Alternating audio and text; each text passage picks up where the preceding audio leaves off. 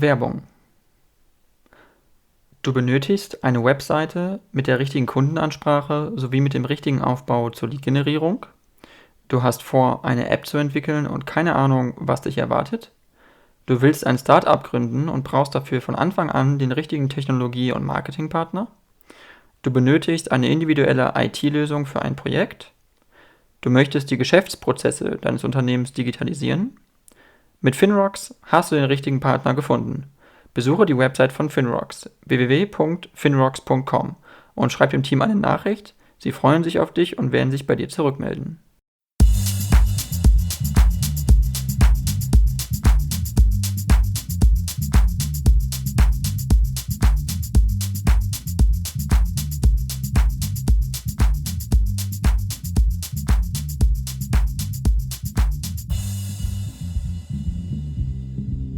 Okay, so perfect. Thank you very much, Jeremy, that you found time on my podcast. So you're an influencer. Your name is Jeremy Fragrance. That's your name that you use on TikTok, on Instagram. You have millions of followers on TikTok. You have 3.7 million followers. On Instagram, you have almost 500,000 followers. And I would just like to know, like, how did you start doing it? How did you come about becoming an influencer for fragrances? How is that all started? How did I become an influencer for fragrances? It was when I was the first time in my life in America, Hawaii, at an Abercrombie and Fitch store. I was blown away by the smell, the gorgeous smell of Abercrombie and Fitch. And then I came back to Germany and I Googled Abercrombie and Fitch Fierce. And then I found the fragrance community, and there were people talking about fragrances on the internet. It was so weird because it's a sense of smell that you can't transport normally through visual, obviously, because it's not the visual sense, it's the sense of smell. But they did it so good, and they expressed their emotions so cool about this fragrance. I said, that's so funny. And I dove into it, and I got more into it. And that's also how you usually become an influencer. You are interested in a topic, you're more interested in a topic, and at some point, you're so in love with this topic that you make content about that topic yourself. And so I did topic about fragrances myself too. And the third video already went viral. So one video, second video, and the third video, boom, hundreds of thousands of views. And suddenly you get money. And I received pretty early money from Google, about $380 or something. And I calculated, oh, cool, that's about $10 per day. And I thought, back then I didn't have a lot of money. And I just thought, wow, that's one Subway XXL per day I can buy now. That's funny. And in German, we say, ich habe Blut geleckt. I licked the blood. And I started doing more and more, but still just fun and casual. So 2 years, I just did it for fun. And that's also a suggestion because I want to give you guys a bit of value. Obviously, this is also about me. I'm the coolest, I'm the best, I live myself and all that stuff. But also I should think about your viewers and people that listen to it. When you want to become an influencer, it's smart that you do your boring job on the side still. And on the other side, a little bit in the secret, you start doing content about what you actually like. For me, also, many people didn't even know that I was doing it for months. I didn't tell anybody. So for months and months, I didn't tell anybody I have this fragrance channel because at the start, you're a little bit volatile. It's like a little plant that's growing to a big, strong tree. At the start, when you don't have the big success, it's very easy to get pulled out of the earth and stuff. So protect it. And start doing your influencer stuff about what you love on the side while still being in your, again, boring job. And then at some point you can transition and make it full-time. So to make it a bit shorter, I did it for 2 years for fun and hobby besides my normal job. And then I said, all right, done. I will become Jeremy Fragrance, the #1 fragrance icon. Boom. And then I took it so hard, man. I smelled the fragrance oils every day. I researched, okay, where cardamom from Guatemala, we got vanilla from Madagascar, and where's the difference from real vanilla oil to the extracted synthetic vanillin? It's just one synthetic ingredient that makes the fragrance less voluminous when you take a full natural oil. I was really addicted and strong to the fragrance topic. And then, well, yeah. And then 2 years later, in the 4th year, I launched my own fragrance brand, Fragrance One. And it scored a Guinness World Record, but I didn't pay for it, so I can't officially claim it. I spoke with them. They were sitting in London. I would have to pay a monthly fee to claim it that way, but still I'm doing it right now for the biggest crowdfunded Kickstarter online, biggest crowdfunded online fragrance campaign ever. Meaning I said, okay, guys, I'm the influencer since 4 years. I spoke about Bleu de Chanel. I spoke about Dior Sauvage. I told you the best winter fragrances over and over and over. What is next? Should I have a fragrance store? Should I work for Dior? Should I have my own fragrance brand? And then I said, okay, having my own fragrance brand would be cool. I had the idea of scoring $25,000, 25,000 euros as my first goal for the Kickstarter campaign. And in the end, we had over 700,000 euros. So people bought my fragrance blind. That's more expensive than Chanel. And they didn't even know how it smells. And yeah, it's groundbreaking. We make millions of dollars of revenue. I don't have a management. I don't have any investors. And ultimately, in one of the songs, he sings something like, I'm just a prisoner, like you, and I'm trying to break free. So like we try to break free because ultimately many people are slaves to their boss or slaves to whatever stuff. And if you are your own boss, which is very easy to become as an influencer because you don't need anybody, it's so joyful, man. So it's a great journey if you can handle the pressure. And I finish it off with that because you have to understand it's an unnatural amount of pressure, money, and stimulus in these days that we are receiving as humans. Back in the days, like as cavemen, we didn't have the pornos, we didn't have food everywhere. We haven't been stimulated so easy because you get stimulated. And they didn't have MP3 players. Music is also stimulus. So these days we're stimulated so easy. And well, I lost the track now, but doesn't matter. And I just say, thank you. Thank you guys for listening to the podcast, man. I love it. I love it. Okay, perfect. That's super interesting what you say. I would just like to know also, because you said you had a job. Did you have a job before that was also related to fragrances? No, Did you have professional experience, or was it like something completely different? Zero. I had zero experience in fragrances.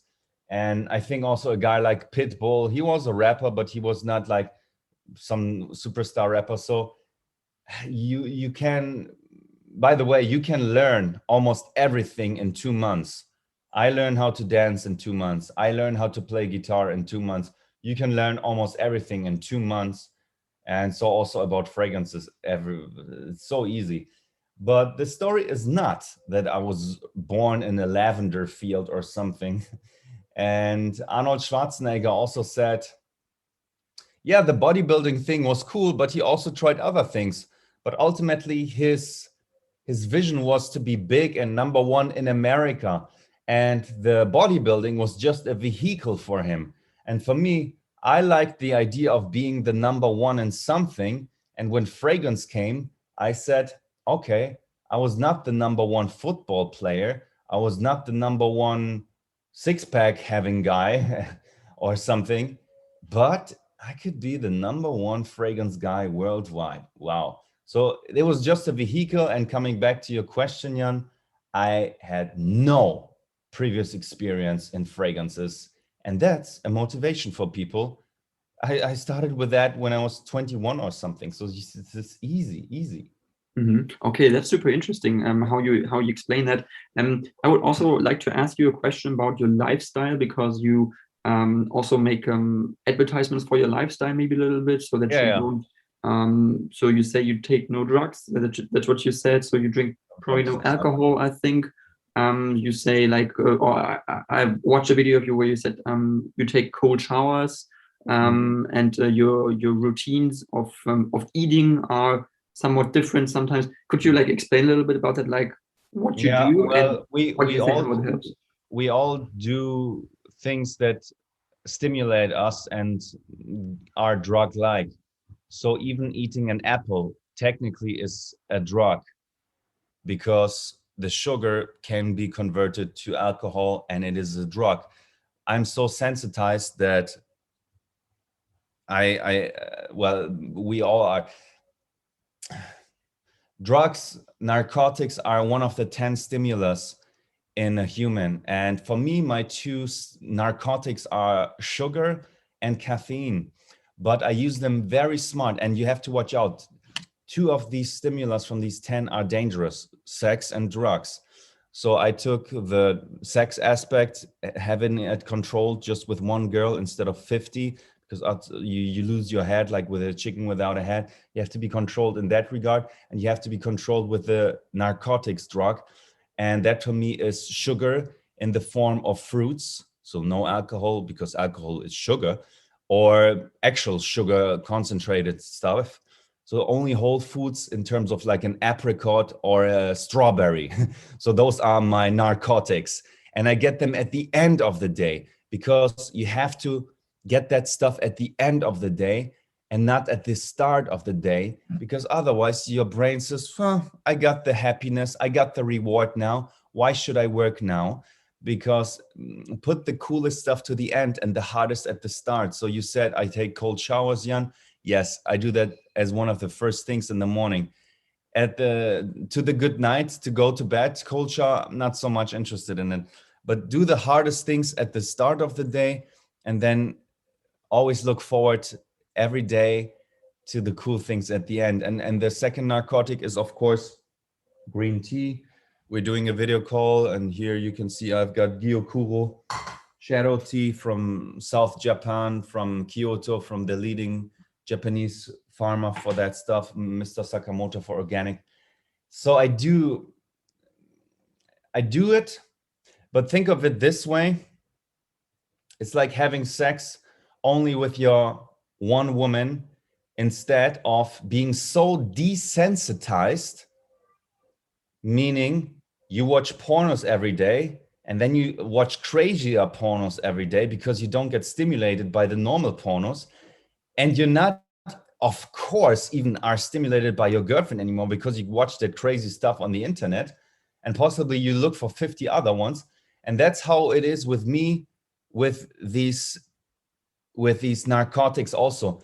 I'm so pure, you could say, in the sense that I react like an addict to normal standard green tea, which is not even black tea, which is stronger, or by far not so strong like coffee. So you have to desensitize yourself a little bit, and then the normal things already give you so much energy, and it's more sustainable, because you can also kick yourself once per week totally away with a super dose of some crazy stuff. Well, but then you have to recover for 3 days, and that sucks. So I rather have a lifestyle of always strong every day, and just controlling myself with the inputs of external stimulus, and narcotics is one of those. Okay, that's very cool that you say that, because you also said in the other phrase that you criticize how we live, or you say, or maybe you don't criticize it, but you see it problematic that we have so much content that we don't know what to do with it, or that there's too much content. So that's a problem that you say in our society. It's just normal, because we humans like to grow. So we humans like to be better and improve, and it's totally cool. It's one of the things that makes us happy.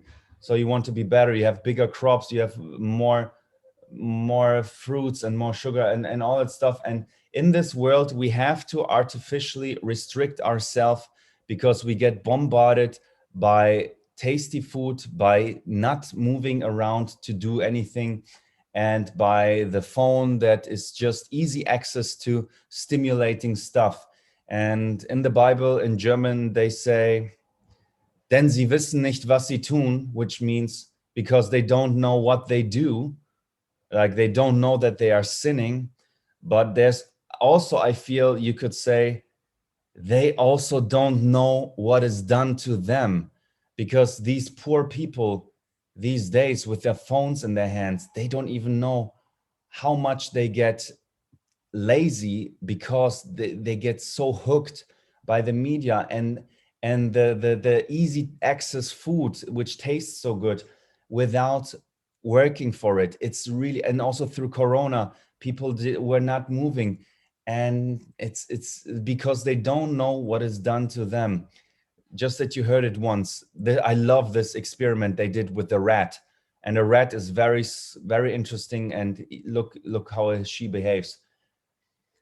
Okay, first of all, sugar is more addictive than cocaine. Just that you heard that once. She could suck on sugar, she could suck on cocaine, and sugar is more addictive to her over the time than cocaine, obviously.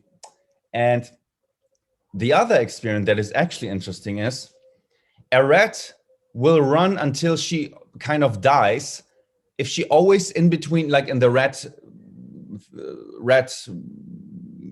wheel, she runs almost until she dies if she always gets to suck some sugar in between, like but she keeps running. Same rat, same behavior, because they all pretty much behave the same. You take that wheel away from her and just have a box with a tube where she can suck on that sugar. She won't move. She just until she kind of explodes. That's how we humans are these days.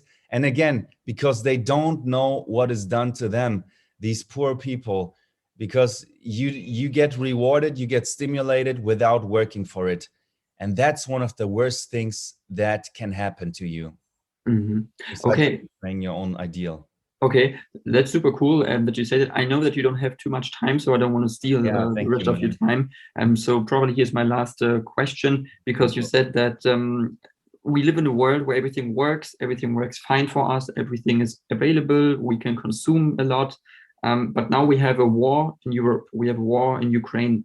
So for some people there, everything is bombed, everything is destroyed, they have to leave their country. How do you see that in the context of maybe like our society where we consume so much and everything is available? So but then in Ukraine, you have a complete destruction, you have complete loss of control.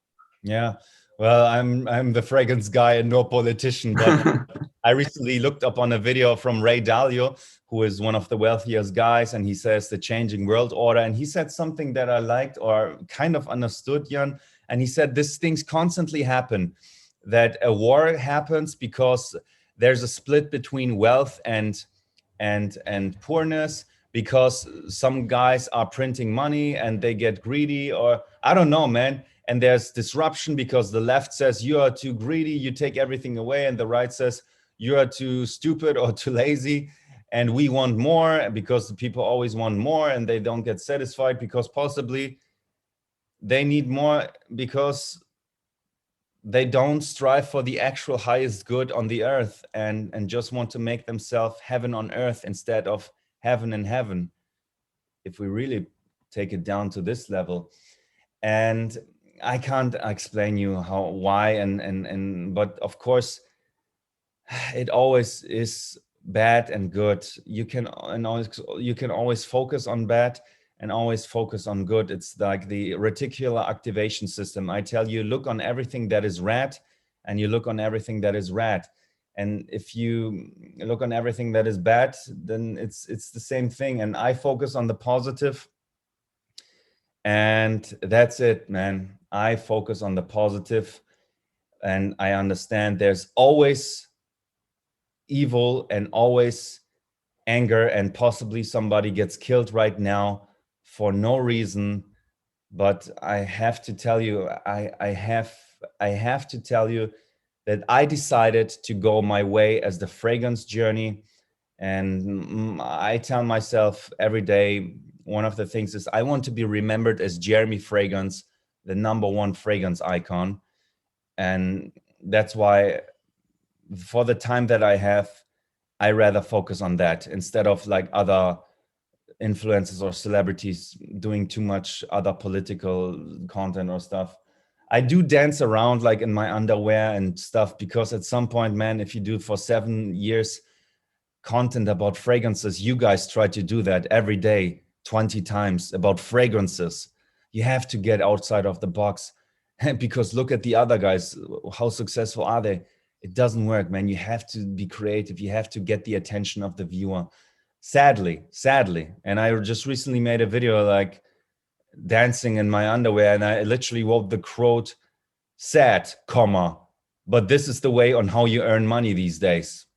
Instead of me talking about, all right, guys, this is Bleu de Chanel, a fantastic patchouli incense fragrance. It was released 10 years ago. Boom, already people are going. Too boring, because you have to be so aggressive these days with the attention to the guys, man. Your viewers understand it. I looked on your vlog, on your podcast. It's very organized. They get it. Okay. Yeah.